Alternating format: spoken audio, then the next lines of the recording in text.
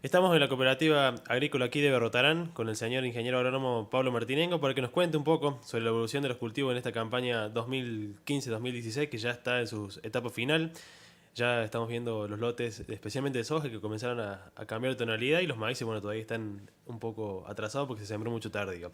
Pero para que nos cuente mejor, Pablo nos va a contar cómo está evolucionando la cosecha. ¿Qué tal, Pablo? Buen día. ¿Cómo anda, Matías? Buen día. Bueno, en principio el tema de cosecha, como vos bien lo dijiste, debido por un lado al atraso en la llegada de las precipitaciones y por otro lado las temperaturas bajas al comienzo de campaña, se atrasó lo que es el tema de siembra. Hubo muy pocos lotes que la gente arriesgó a hacer algún maíz temprano, que como característica te digo, normalmente los maíces tempranos, viste, que se hacen los primeros días de octubre, acá hubo gente que tomó riesgo e hizo temprano los maíces los primeros días de noviembre. En cuanto a soja, la mayoría de los lotes se arrancó a partir del 10 de noviembre más o menos. Tuvimos algunos problemas con granizo y hubo resiembra. El grueso yo te diría alrededor de 15 de noviembre. Eso es lo que nos está mostrando ahora en una zona donde estamos trabajando con grupos largos, la demora en el amarillamiento de la soja. Porque si vos lo ves, es muy raro que todavía se vea algún lote pálido. Yo estimo que para la semana que viene posiblemente ya tengamos lotes con amarillamiento, salvo algún lote particular que hagan algún grupo corto. ¿Esta campaña hubo alguna complicación? Estamos hablando de estrés hídrico, térmicos, tuvimos un poquito de todo este año. Granizo también, que comentaba. Y sí, fue surtidita la cosa. En realidad los granizos llegaron casi a finales de noviembre. Complicó, ¿por qué? Porque después del granizo hubo un periodo corto de seca que hizo que se atrasa, perdón, no un periodo corto de seca, un periodo corto sin agua, sin precipitación, lo que llevó a que las resiembras se demoraran y a causa de eso se terminó resembrando el grueso alrededor del 20 de diciembre. O sea, eso atrasó mucho las que venían con problemas de granizo. Baja temperatura hizo muy lento el crecimiento inicial de los cultivos. Los maíces tardíos y tempranos, yo lo que veo particularmente comparado con el año pasado, que las condiciones climáticas, digamos, salvo el atraso en la siembra, fueron muy similares, que no se lo ve tan lindo a lo que es el tamaño de espiga. eh, Posiblemente sea porque le falta todavía el tema del llenado, pero me parece que una de las causas fue que el excedente de agua puede haber lixiviado, o sea, lavado parte de los fertilizantes que el productor aplicó. Que dicho sea de paso, el productor que hizo maíz, a pesar de los costos iniciales de la campaña, apostó a hacer una muy buena fertilización.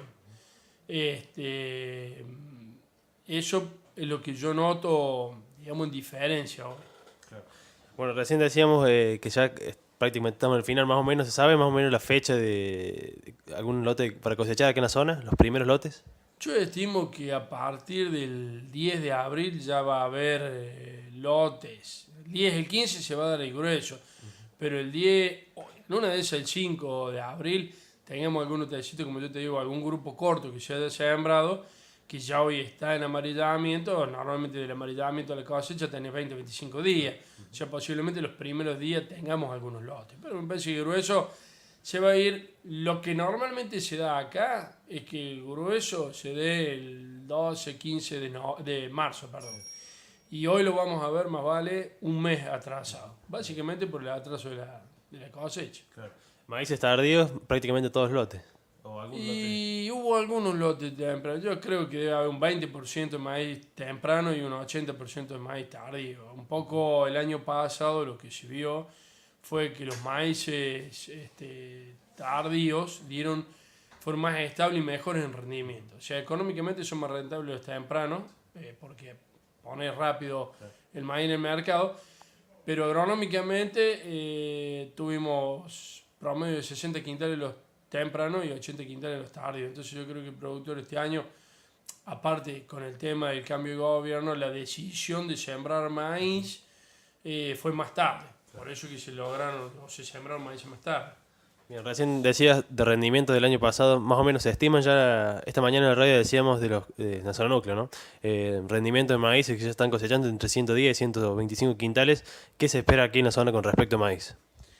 Yo calculo que vos sabés que en la zona tenemos en un año normal, ¿sabes? Con rendimiento promedio de 23, 25 quintales y en maíz de 50, 55.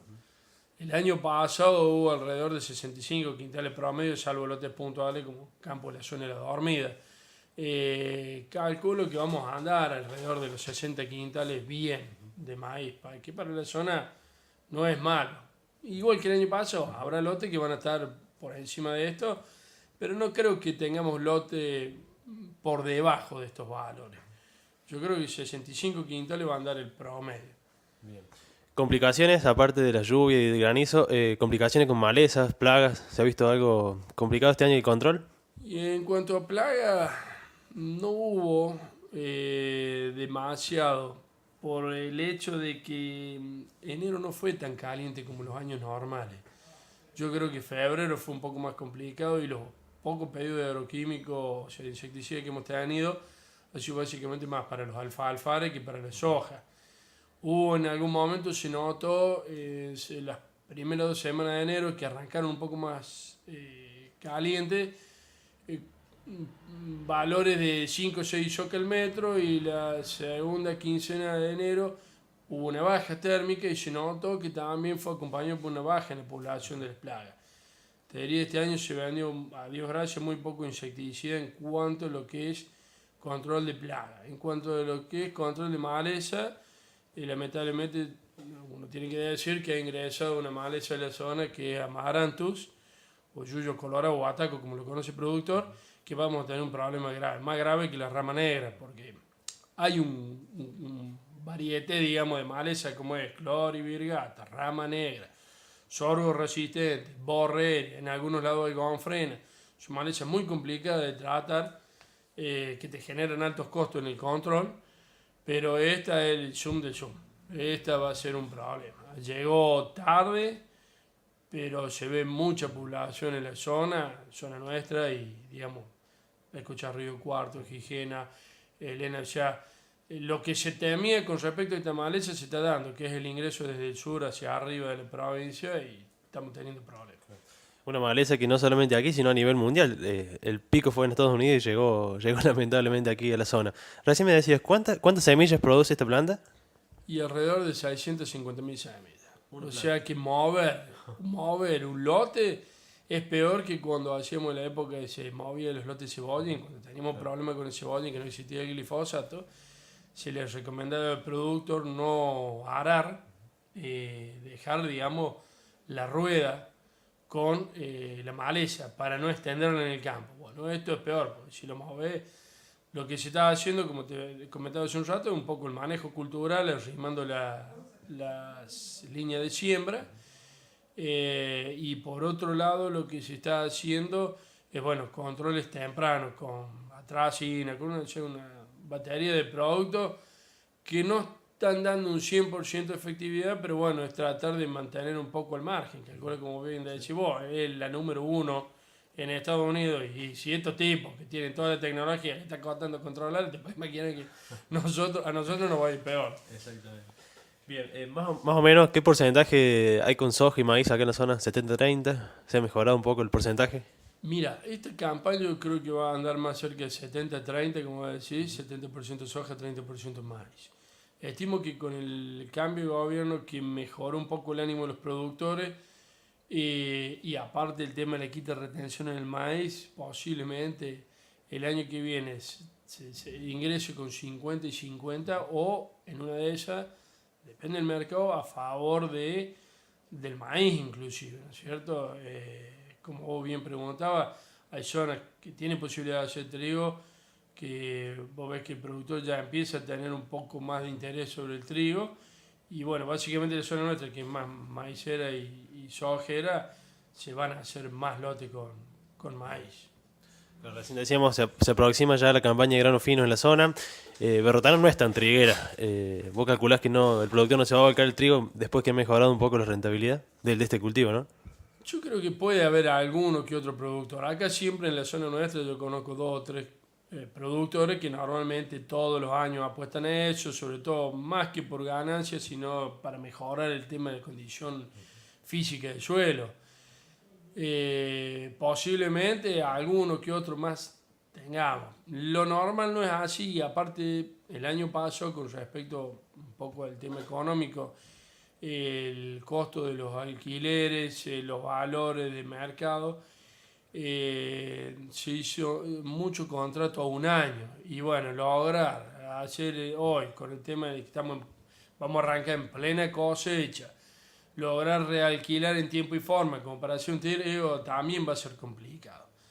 ¿Entendés? Como hay que renegociar, se tiene que sentar el productor que va a estar en plena campaña y en el momento justo donde se necesita, porque acá en mayo y junio es donde normalmente se siembra trigo, el productor con todo este atraso de trida va a estar complicado y eso posiblemente este año perjudique un poco el tema de algún aumento o de alguna intención de siembra de trigo en la zona. En una de esas, si se reacomodan y se envuelven los contratos a 3 años, sea más factible. Claro. Es lo que yo veo complicado, digamos. Sí, sí. Recién decía el atraso de la cosecha, también comentábamos fuera del aire que la complicación de los caminos, los lotes, falta de piso. ¿Cómo se ve esta campaña? Un desastre. Va a ser un desastre. La verdad que, como te decía yo, la gente del consorcio pone un poco se pone voluntad para reparar, pero lamentablemente repara y a los 2 o 3 días te larga un chaparrón inesperado, porque un poco lo que hablábamos con vos, que tenés también la experiencia climática, a veces ni le menciona los pronósticos y te aparece una nube y bueno, empieza a cortar camino. Va a ser un problema transitar con los camiones, va a ser un problema trillar con las máquinas, todo el movimiento y zona, si vos te vas para el lado sur,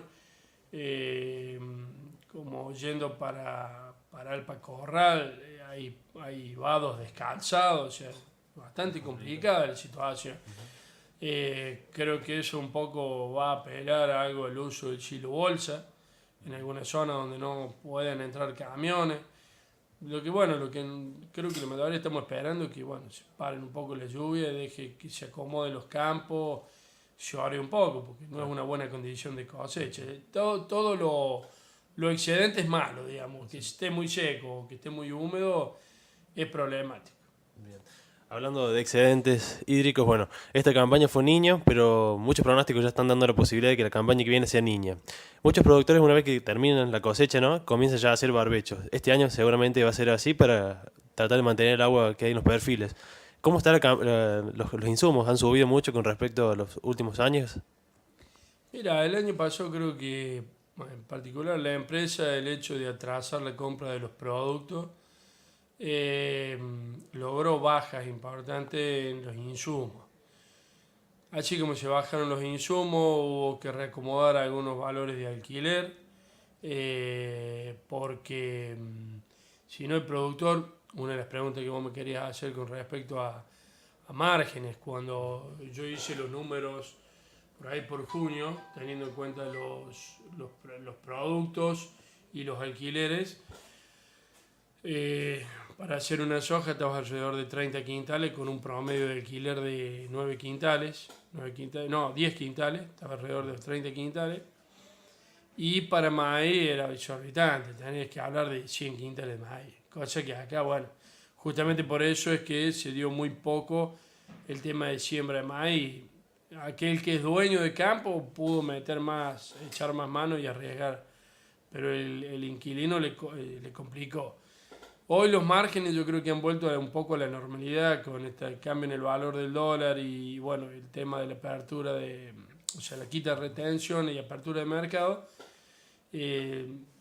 Hace poco sacó número con un productor y maíz tenía alrededor de 60, 66 quintales de costo y en soja podés andar ya diciendo 25, 26, digamos, entrando un poco más normales a los valores. Claro. Lo que pasa es que por ahí me han consultado productores que son dueños con respecto a los alquileres. El tema que es cierto, muchos te dicen, no, pero ha cambiado porque, bueno, aumentó el dólar y el valor de la soja, de la producción aumentó. Es cierto, aumentaron, el precio de los cereales aumentaron, pero también los insumos vienen en dólares. O sea que Es una escalera. es una cuestión de que fue buena la mejoría, por un lado, y es real para los cereales, pero también hubo una mantención, o sea, no hubo una brecha como para decir, bueno, hoy al aumentar el precio de la soja porque aumentó el dólar, los insumos me bajan, ¿no? Y vos tenés que hablar en la zona de costo en pulverización, justamente por las cuestiones que hablamos hace un rato de maleza, de 6-7 quintales por hectárea en agroquímicos. Tener 2 quintales más o menos por hectárea de tema de fertilización, suma semillas, suma labores, o sea, siembra, pulverizada, trilla.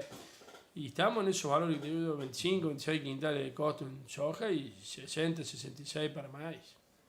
Muy bien, Pablo, muy amplio tu informe, muchas gracias por tu tiempo y bueno, vamos a ver cómo evoluciona esta cosecha que aparentemente viene bien. Bueno, gracias a vos por, bueno, me gusta porque ustedes se interesan siempre por la gente de la zona y para que un poco se vean un panorama general de la zona, cómo está. Bien. Muchas gracias. No, de nada.